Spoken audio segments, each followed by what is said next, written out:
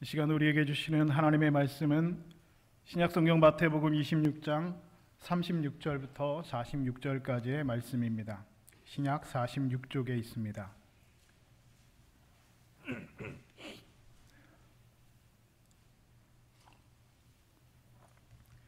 마태복음 26장 36절에서 46절까지의 말씀,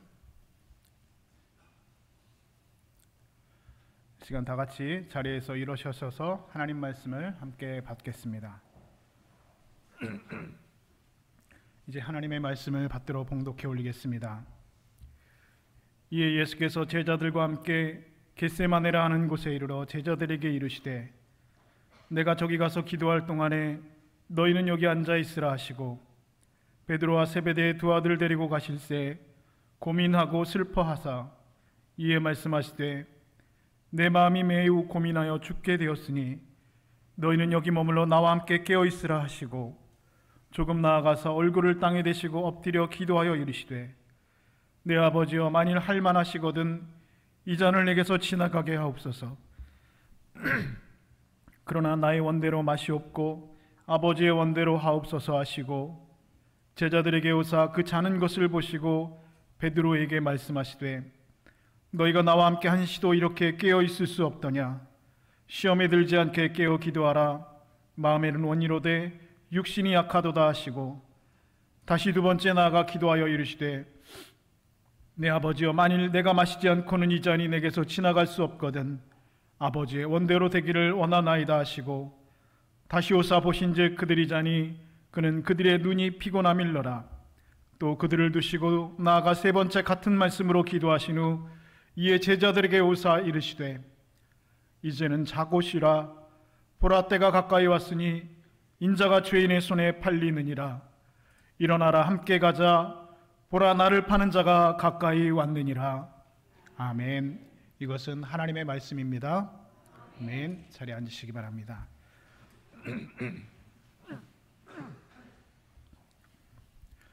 오늘은 하나님의 침묵이라는 말씀의 제목으로 하나님의 말씀을 전하도록 하겠습니다. 독일의 철학자 막스 피카르드라고 하는 사람은 그에 져서 침묵의 세계라는 책에서 이렇게 말했습니다. 침묵이란 단순히 말하는 것을 포기하는 것이 아니라 그 이상의 행위이다 라고 말을 했습니다. 여러분, 다시 말해서 말하지 않음으로 인하여서 오히려 강력하게 말하는 것이 될 수 있다는 것이다. 침묵의 힘이라는 것은 그와 같은 것이죠. 오늘은 예수님께서 나귀를 타고 예루살렘 성에 입성하신 종려주일입니다. 성경에 보면 예수님께서 예루살렘 성에 입성하실 그때가 유월절이라고 기록되어져 있습니다. 유월절은 히브리어로 파사크라고 하는데 이스라엘 백성들이 출애굽할 때 그 애굽에서 출애굽할 때에 양의 문을 피해 바른 그 이스라엘 민족들이 그 재앙을 넘어갔다 해서 6월 패스오버 했다라고 해서 히브리어는 파사크라고 합니다. 그리고 그 6월절은 이스라엘 백성들이 해방된 것을 기념하여서 그 유대인들에게는 가장 큰 명절로 지키는 바로 절기가 그 명절이 바로 6월절이라는 것입니다. 유대 역사가 요세푸스라고 하는 사람이 유대 고대사라는 책이 있습니다. 그 책에 의하면 그 당시 예수님 당시 6월절에 예루살렘에 몇 명이 모였냐면 250만 명에서 약 270만 명의 사람들이 그 좁은 예루살렘에 다 모였다는 것입니다. 다시 말하면 유월절 명절에는 예루살렘이 인산이례를 이루는 그런 유대인의 명절 중에 가장 큰 명절입니다. 명절에 예루살렘에 모인 사람들에게 예수님께서 이 예루살렘에 오늘 입성하신다라고 하는 소식은 그 당시 모든 사람들에게 흥분과 기대를 불러일으키기에 충분한 것이었습니다. 왜냐하면 그동안 이스라엘 백성들은 로마 정부의 강력한 압제 가운데 고통당하면서 살아가고 있었습니다. 저들이 아무리 힘껏 일해보았자 로마 정부의 세금으로 다 빼앗기고 말았고 조금만 불평을 해도 붙잡혀서 옥살이하기가 일쑤였습니다. 뿐만 아니라 로마의 압제가 당시 얼마나 강력하고 잔혹했던지 기록에 의하면 로마 군인들의 그 말발굽 소리가 들리기만 해도 어린아이들이 그 자리에서 울음을 터뜨렸다라는 기록이 존재하고 있습니다. 그만큼 당시 로마의 압제는 유대인들에게, 그 이스라엘 백성들에게 매우 잔혹하였다는 것입니다. 그러나 그들에게는 한 가지 소망이 있었습니다. 그것은 바로 구약 성경에 예언하신 그 메시아가 오셔서 그들을 구원하신다라고 하는 소망, 그 소망을 유대인들은 가지고 살아가고 있습니다. 이스라엘 백성들은 그래서 이 하나님의 구원의 약속, 구약의 선지자들이 그렇게 한 마음으로 예언했던 예언했던 그 메시아가 오셔서 우리를 구원해 주실 거라는 소망 가운데 이 고통과 이 어려움을 참고 견디면서 살아가고 있었습니다. 그런데 한 사람이 나타났습니다. 그분은 물로 포도주를 만드시는 분이었고, 그리고 말씀으로 죽은 자를 살리시는 분이셨고, 그리고 그분은 병든 자를 말씀 한마디로 일으켜 세우시는 그런 놀라운 능력을 가지고 있는 분이었습니다. 많은 사람들이 그를 가리켜 메시아라고 입을 모아 말하고 있었습니다. 그런데 바로 예수님께서 지금 예루살렘 성으로 들어오신다는 소식이 온 예루살렘 가운데 퍼지게 되었습니다. 그래서 사람들은 예수님께서 이 예루살렘에 들어오시면 이스라엘의 왕이 되셔서 온 유대인의 권력과 힘에 핵심되어져 있는 그 예루살렘에 오셔서 이 로마 정부를 뒤집고, 압제하던 로마 정부를 크신 능력으로 뒤집고 바로 그들을 이스라엘 민족에게 해방을 주실 것으로 기대했다라고 하는 것입니다. 다시 말해서 저들은 예수님께서 오시면, 메시아로 오시면 우리를 이 로마의 압제에서 해방해 주실 것을 저들은 소망했다는 것입니다. 다시 말해서 정치적인 그 메시아를 기다렸다는 것입니다. 그래서 저들은 호산나 다윗의 자손이여 찬송을 이루다 하면서 이 종려나무를 흔들면서 겉옷을 바닥에 깔고 나귀를 타고 겸손한 모습으로 입성하시는 그 예수님을 환호하고 그리고 기뻐했다는 것입니다. 그런데 며칠이 지나지 않아서 저들이 생각했던 정치적인 메시아가 아니라는 것을 깨닫고, 그 군중들은, 예수님을 환호했던 그 군중들은 한순간에 변해서 예수를 십자가에 못 박으러 말하였던 바로 그들이 바로 오늘 유대인들, 바로 이 사람들이었다는 것입니다. 그럼에도 불구하고 그들은 입성하시는 예수님을 그 벅찬 기도와 흥분 속에서 호산나 다윗의 자손이여 찬송하리로다, 호산나 우리를 구원하소서 하면서 힘써 예수님을 환영하였습니다. 이렇게 군중들의 환호 속에서 예루살렘 성에 입성하신 예수님께서는 제일 먼저 제자들과 만찬을 하셨습니다. 이것이 제자들과 마지막으로 나누신 마지막 만찬이셨습니다. 그 만찬의 내용을 성경은 이렇게 기록하고 있습니다. 예수께서 떡을 가지사 축복하시고 떼어 제자들에게 주시며 이르되 받아 먹으라, 이것은 내 몸이라 하시고, 여기서 떡을 떼셨다라고 하는 말은 떡을 깨트렸다라는 뜻을 가지고 있습니다. 십자가에서 그의 몸이 찢어질 것을 말씀하신 것입니다. 예수님께서는 떡을 떼어주시면서, 떡을 깨트려 주시면서 자기의 몸이 이렇게 찢어질 것을 이미 제자들에게 상징적으로 말씀하시고 있는 것입니다. 이어서 예수님 제자들에게 잔을 주시며 말씀하셨습니다. 너희가 다 이것을 마시라, 이것은 죄사함을 얻게 하려고 많은 사람을 위하여 흘리는 바 나의 피 곧 언약의 피니라 말씀하셨습니다. 그리고 예수님이 제자들을 데리고 겟세마네 동산으로 올라가셨습니다. 이 겟세마네 동산은 예수님께서 자주 가시던 곳이었습니다. 제자들과 함께 기도하시던 곳이었고, 그리고 지친 육신을 쉬던 곳이 바로 이 겟세마네 동산이었습니다. 그런데 오늘 이 겟세마네 동산에 올라가시는 예수님의 모습은 평상시와는 매우 다른 모습이었습니다. 예수님은 내 마음이 고민하며 죽게 되었다라고 말씀하시면서 제자들에게 자신이 지금 얼마나 힘들고 얼마나 지금 고통스러운지를 제자들에게 말씀하시고 나와 함께 깨어서 기도할 것을 제자들에게 간곡히 부탁하셨습니다. 그리고 겟세마네 동산에 오르신 예수님께서는 이루 말할 수 없는 고통과 괴로움으로 얼굴을 땅에 묻고 기도하셨습니다. 여러분, 겟세마네라고 하는 뜻은 바로 이 감람산이라는 뜻을 가지고 있습니다. 바로 올리브산, 감람산, 그러니까 올리브 열매가 맺히는 그 감람산 한쪽 그 언덕에 있는 그 동산이 바로 이 겟세마네라고 하는 동산입니다. 다시 말해서 이 감람산 안에 겟세마네 동산이 있는데 그곳에 예수님께서 항상 기도하셨는데 오늘은 아주 극심하게 고통스럽게 기도하셨다는 것입니다. 이 겟세마네라는 이름의 뜻은 기름 짜는 틀이라는 뜻을 가지고 있습니다. 이 올리브 열매로 기름을 짜던 곳이기 때문에 붙여진 이름이죠. 이 올리브 열매가 무거운 바위를 올려놓으면 그 바위의 무게에 짓눌려서 열매가 터지고 그 속에서 기름이 흘러나오는 것, 그것을 바로 말하고 있는 것입니다. 그런데 예수님께서 겟세마네 동산에서 기도하시는 예수님의 모습을 누가복음의 누가는 예수님의 제자 누가는 이렇게 기록을 하고 있습니다. 예수께서 힘쓰고 애써 더욱 간절히 기도하시니 땀이 땅에 떨어지는 핏방울 같이 되더라 기록하고 있습니다. 여러분, 이렇게 땀이 핏방울처럼 되어서 떨어지는 것을 의학적으로는 혈한증이라고 합니다. 혈한증. 이 혈한증이라는 것은 인간이 아주 극심한 고통을 받으면 땀샘에 있는 모세혈관이 터져나가면서 피가 흘러나와서 피와 땀이 같이 나오는 현상을 바로 혈한증이라고 합니다. 그날 예수님의 기도는, 그 겟세마네 동산의 기도는 온 고통을 온몸으로 짜내는, 그런 고통을 짜내는 그런 기도였다는 것입니다.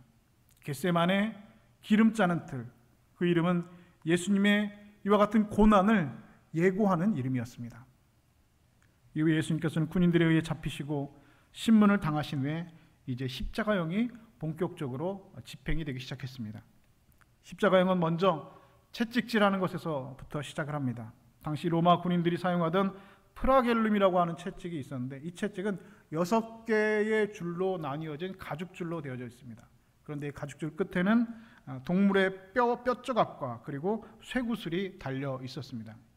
이 뼈조각은 살을 찢어지게 만드는 것이고, 쇠구슬은 그 찢어진 살을 더 벌리게 하는 역할을 하는 것입니다. 이 채찍은 순서적으로 때리는데, 제일 먼저는 어깨로부터 시작해서 등을 때리고 엉덩이를 때리고 허벅지를 사정없이 때리는 것입니다. 유대인들의 규정에 의하면 39대 이상을 때리지 못하도록 율법에 규정되어 있기 때문에 39대쯤 맞았을 것이라고 사람들이 생각할 수도 있지만, 여러분, 예수님의 그 사형법은 유대인들에 의한 종교용으로 죽으신 것이 아니라 바로 로마의 정치용으로 십자가에 달려 돌아가신 것이기 때문에, 저들의 로마 군인들이 때리는 채찍질은 유대인들의 39대를 훨씬 더 넘어서는, 훨씬 더 상회하는 그 매를 예수님께서는 채찍으로 맞으셨다는 것입니다. 역사가 유세비우스는 그 십자가형에 대해서 이렇게 우리에게 전해주고 있습니다. 채찍에 맞은 사람들은 정맥이 밖으로 드러났고 근육이 드러나고 뼈가 드러나고 그리고 창자가 튀어나왔다. 그래서 어떤 사람들은 십자가에 달리기도 전에 채찍에 맞는 것으로만 목숨을 잃는 사람들도 많이 있었다고 합니다. 이렇게 채찍으로 때린 후 십자가를 지우고 골고다 언덕으로 끌고 올라갑니다. 십자가의 사형수들이 지게 되는 그 나무는 한 50kg 정도 넘는 무겁고 단단한 나무로 만들어졌다고 합니다. 그 나무를 끌고 골고다 언덕을 하염없이 올라가게 됩니다. 그리고 골고다 언덕에 도착하면 제일 먼저 입고 있던 모든 옷을 다 벗기게 됩니다. 그리고 손목과 발에 십자가의 못을 박게 되옵니다. 로마 시대의 발군대 십자가의 못은 길이가 약 한 18cm 정도 된다고 합니다. 이 십자가의 이 못을 가지고 손목과 이 발에 못을 박는 것입니다. 못은 손목에 박히는 순간 동맥이 터져나가기 때문에 상상할 수 없는 고통을 느끼게 됩니다. 그리고 손과 발이 못 박힌 채로 시간이 조금 지나면 체중 때문에 팔이 늘어나고 어깨가 탈골되어진다는 것입니다. 그리고 또한 손목에서 팔에서 가슴으로 이어지는 이 근육이 팽창하면서 숨을 쉬기가 곤란해진다는 것이죠. 그러면 근육에 산소 공급이 되지 않아서 온몸에 심한 고통과 경련을 일으키게 됩니다. 그래서 좀 숨을 쉬어보려고 십자가에 못 박힌 채로 몸을 좀 위로 치켜 올리면 그 다음에는 못 박힌 발에 체중이 몰려서 발이 찢어졌다라고 합니다. 이렇게 시간이 지날수록 더 심해지는 고통 가운데 몸부림치면서 서서히 숨이 끊어지는 것이 바로 십자가의 형입니다. 그러나 여러분, 예수님께서 정말 두려워하셨던 것은 그 골고다 언덕에서 정말 두려워하시고 정말 고통스러워하셨던 것은 이와 같은 십자가 때문이 아닙니다. 이 십자가의 고통을 예수님께서는 더 두려워하신 것이 아니라 예수님께서 정말 두려워하시고 견딜 수 없이 고통스러워하셨던 것은 바로 하나님과의 단절이었습니다. 예수님 언제나 이렇게 말씀하셨지요. 나와 아버지는 하나이니라. 나를 본 자는 아버지를 본 것이다. 내가 아버지 안에 거하고 아버지가 내 안에 거한다 라고 예수님께서는 공생의 기간 동안에 수도 없이 말씀하셨습니다. 다시 말해서 하나님과 예수님은 하나셨다는 것입니다.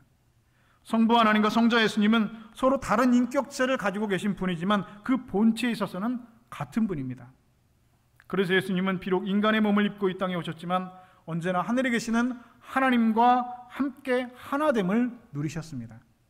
그런데 십자가는 성부 하나님과 성자 예수님이 분리되는 사건입니다.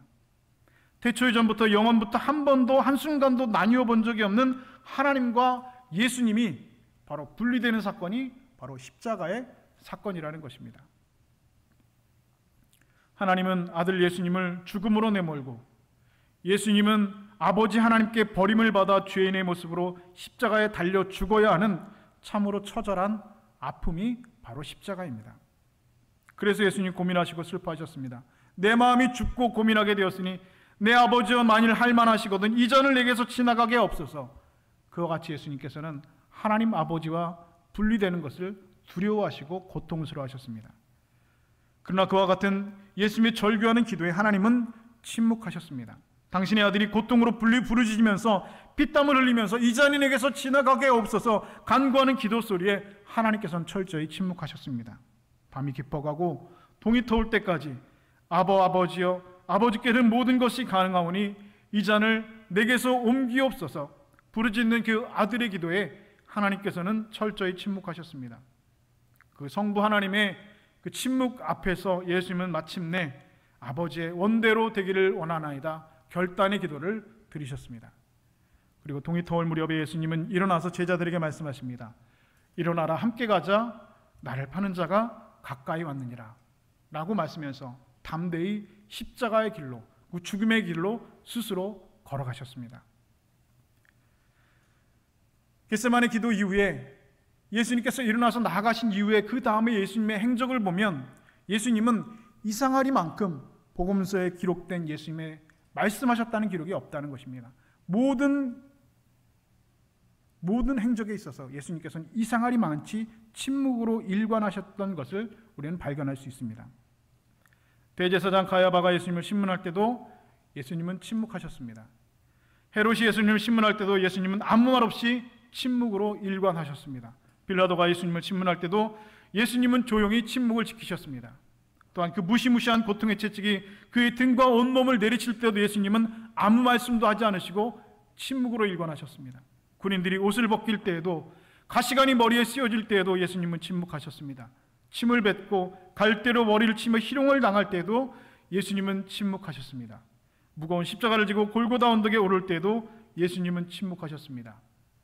내가 하나님의 아들이냐? 그렇다면 십자가에서 내려오라. 그렇다면 내가 너를 믿겠다라고 조롱을 당할 때에도 예수님은 아무 말씀도 없이 여전히 침묵하셨습니다. 그리고 그분은 이 모든 순간에 침묵하시면서 십자가에 달려 물과 피를 다 흘리셨습니다.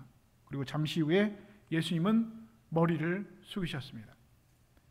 요한복음 19장 30절은 이렇게 말씀합니다.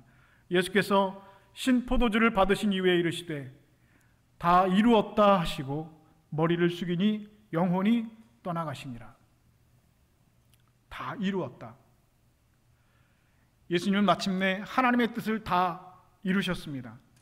예수님을 십자가에 죽이심으로 우리 모든 죄를 사하시려고 한 그 하나님의 뜻을 예수님은 이제 십자가에서 다 이루어내셨습니다. 그리고 예수님은 그 고개를 숙이셨습니다.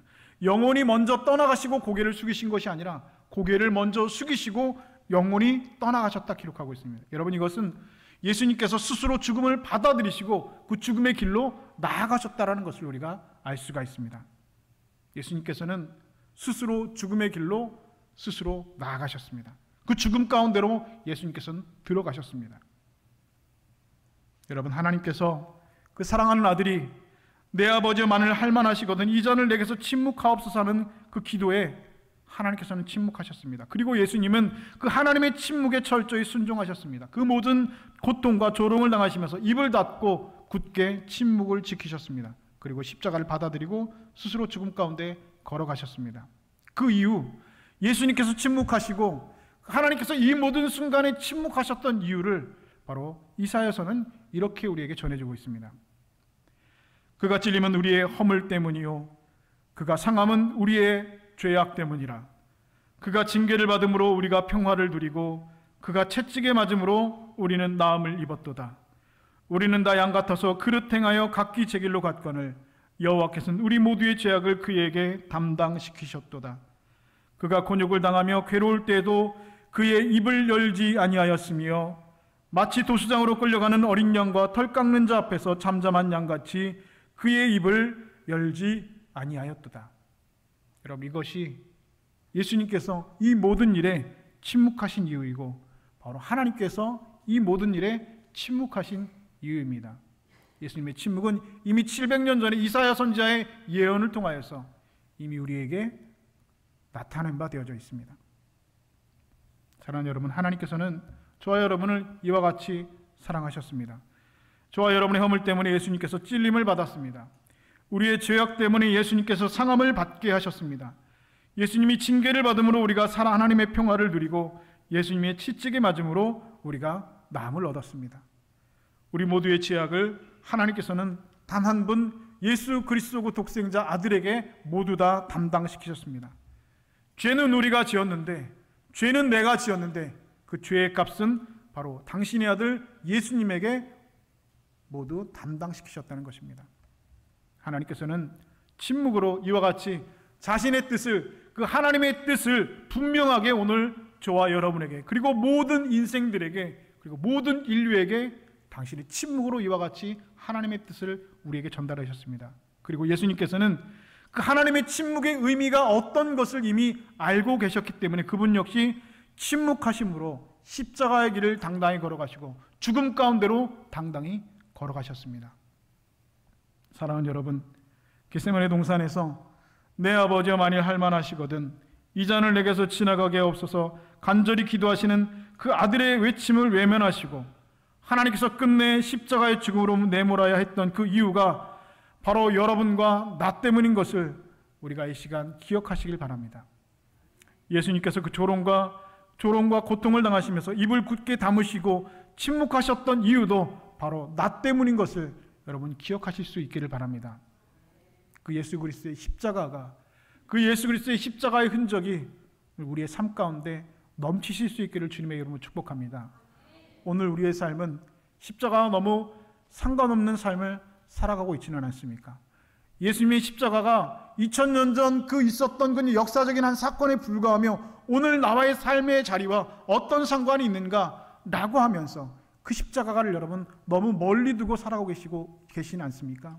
오늘 하나님의 침묵이, 예수 그리스도의 침묵이 오늘 나와 같은 죄인을 살리시기 위한 하나님의 뜻이었고 그 예수 그리스도의 침묵이 오늘 나를 살리기 위한 그 하나님의 뜻이었음을 우리가 다시 한번 우리 마음 가운데 기억하고 그 십자가의 흔적이 우리의 가슴마다 새겨지고 우리의 심장마다 예수 그리스도의 흔적이 새겨짐으로 예수 그리스도의 그 깊은 사랑을 우리의 심장에, 우리의 가슴마다 우리의 삶을 통해서 영원토록 새겨나가는 사랑하는 주의 권속들 다 되실 수 있기를 우리 주님의 이름으로 간절히 축원드립니다.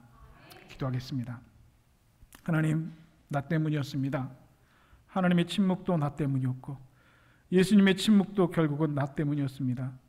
그렇게 하나님은 침묵으로 당신의 뜻을 예수님에게 말씀하셨고 예수님도 침묵으로 그 하나님의 뜻에 순종하심으로 십자가의 죽음 가운데 담대히 나아가셨습니다. 주님이 고난의 기간 우리도 때로 침묵하게 하여 주옵소서. 침묵함으로 세상의 고통도 세상의 조롱도 견디게 하여 주옵소서. 침묵함으로 우리의 억울함도 우리의 절망도 이겨내게 하여 주시옵소서. 그렇게 오늘 우리의 각자의 삶의 자리에서 우리에게 맡겨진 자기 십자가를 지고 주를 따르는 작은 예수의 삶을 살아갈 수 있도록 주님 우리를 긍휼히 여기시고 성령님 우리 가운데 역사하여 주시옵소서. 나를 위해 십자가에서 죽으신 그리스도 예수님의 이름으로 기도드리옵나이다. 아멘.